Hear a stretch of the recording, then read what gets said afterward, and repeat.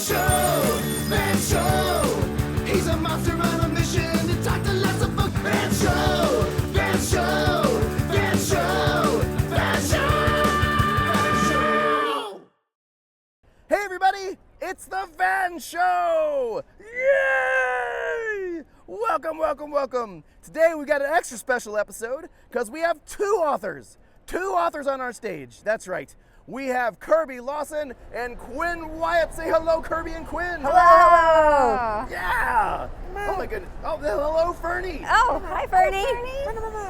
Oh, that's right, Fernie. Fernie says he loves you both. Oh, Yes, thank and you, he's Fernie. super excited that you guys wrote a book together. We're excited too. Yeah, I imagine so. Before we get to that though, I want to get a little more getting to know you stuff. So first of all, tell us where you're from. Kirby, we can start with you. I am from Kenmore, Washington, which is near Seattle. Ooh, Pacific Northwest. Yes, beautiful, evergreen state. If you like rain, I guess. True. True. Awesome. And Quinn, where are you from? I live right next door in Kenmore, Washington, to my mother. Oh, that's so. Wait, you got houses next door to each other? Yeah, we're neighbors. Yeah. Wow. From parent-daughter to neighbors. That's right. I mean, you're both now. You don't stop being parent and daughter when you become neighbors. Quinn will tell you that. Yes. That's awesome. Kirby and Quinn, you have written a book together. Now, Kirby, this is not your first book, but Quinn, this is your first book. My first. That's yes. right. Now, I want to hear this origin story. So how did you guys hook up to write a book? Well, I have what's called Crohn's disease. That's an irritable bowel disease, and I've had it since I was a little kid. And growing up, it's kind of a embarrassing disease with some of the symptoms, and it's hard to have it when you're a little kid and when you're a teenager especially. And I really wanted my mom to write a book about a kid who had Crohn's disease so that other kids could connect with that and not feel so alone and have some representation. And she asked me for about 10 years if I would write a book about a kid with Crohn's, and I said no. You said no? Why not? Uh-huh. So I have to tell you why. When Quinn had been so sick and we couldn't get a diagnosis, it was really a tough time for us. And I didn't want to go back and revisit it. But then she said, you know, Mom, it would have meant so much to me to be able to see myself in a book. And that totally convinced me, but I said we have to write it together. So that's how that came about. I love that.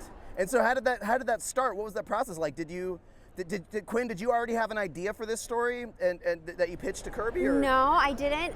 So we actually went on a little retreat together, and we kind of mapped out an idea of what the story was going to be.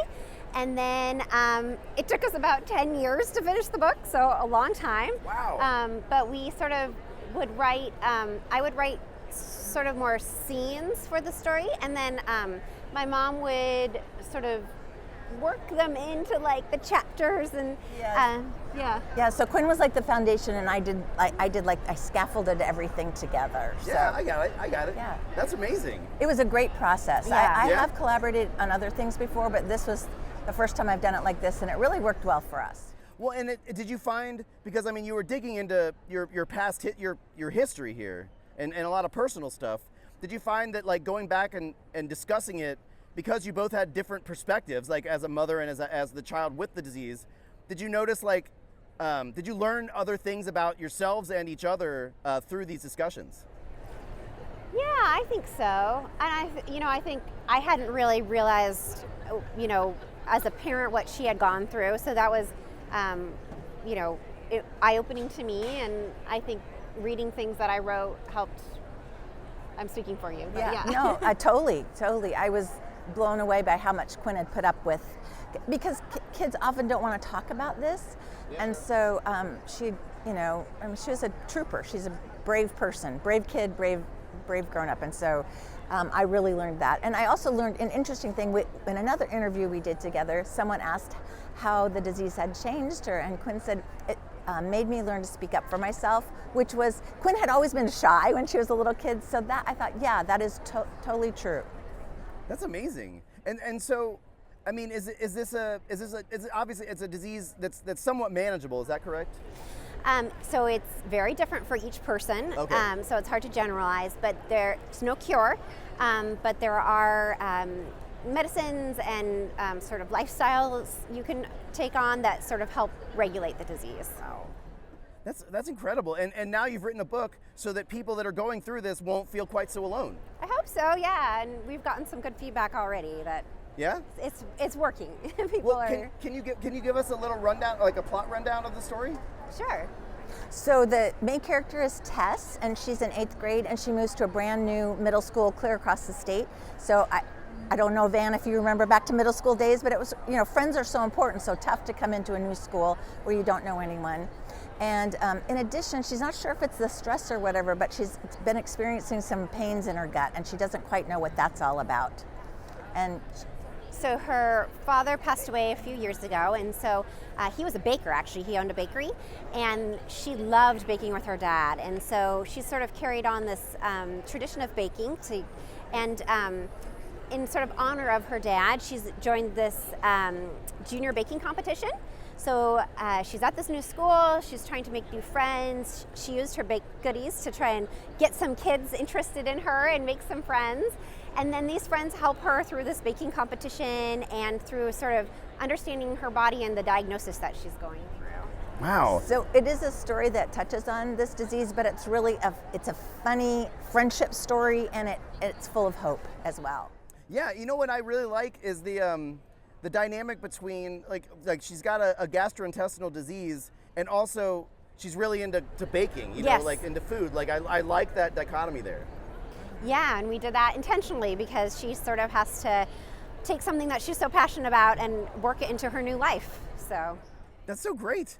So I mean, okay, so Quinn, I want to ask you specifically, since this is your first book, can you take us back to the day you got the box in the mail, the first print edition of this book? Can you kind of walk us through those emotions? I mean, honestly, everything about this has been sort of dreamlike. It seems very hard to comprehend that this has actually all happened. So like even holding the book in my hand, it just seems very unreal. It's in an exciting and really fun way. But yeah, it's all just been very fantastical. Kirby, I got a specific question for you. Okay. Now, while I was reading up on you, I saw that you suggest to upcoming authors to write charming literary notes to their favorite authors. So I'm curious, who have you written charming literary notes to, and if there's a specific one that really sticks out to you? Yeah, so first of all, Van, I have to give credit to Carolyn C. I got that idea from a book she wrote called Making a Literary Life. Oh. And the year I turned 50, I wrote 50 charming literary notes to people who, whether they knew it or not, had been influential to me in my writing career. Wow. And one of those went to an author named Jamie Gilson. She wrote middle grade, and I just like devoured her books and studied them so much when I was learning to write myself. And so I was a little bit nervous, but I wrote her anyway, and we ended up having a really lovely email exchange, correspondence before she passed away. So that was really meaningful to me because it meant something to her to know that she had inspired me, even though we had never met or anything like that. Pick truth or pick dare? Truth. Truth? Okay, Truth. well, you're both doing truth. Truth, Yeah, yes. you didn't get a choice, Quinn. Kirby picked it. That was it. All right, truth. Mom's in It is. charge. Mom, Truth. that's right. The mom's prerogative. All right. So for truth, Kirby, we'll start with you. Okay. Okay. Kirby, what scares you the most? Heights. Being Heights. high. Yes. Terrifying. Now, have you come up with any ways to kind of mitigate this? Like, I'm sure eventually, you travel around as an author. You've got to stay in hotels.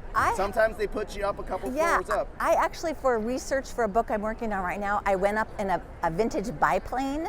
So it's up probably like 1,000 feet above the Puget Sound. I know, I was terrified and yet so fascinated. So I think sort of like sensitizing yourself to it helps, but I wasn't going to pass up that opportunity because it was just too wonderful. So Quinn, for you, I'm going to ask you something different. Okay. Let me think. Okay. Quinn, have you ever stolen anything? So accidentally I did. So Oh, when what? I was, What? I know. Plug your ears, Kirby. When I was in college, I bought a purse, and when I went home, I opened it up, and someone had put like a notebook inside, Oh. and it had like a separate tag on it. So I hadn't realized that I'd stolen something, but yes, I stole something accidentally one time. Well, hold on now. Once you realized that, did you keep it? I took it back, actually. Oh, so you didn't really steal it. Well, but you know, I did leave without purchasing it. I mean, fair, but you returned it. But I returned it, yes. That was the honest. Like, if you would have kept it, then yeah, that was that. You know, once you realize it was theft and you keep it anyway, that's theft.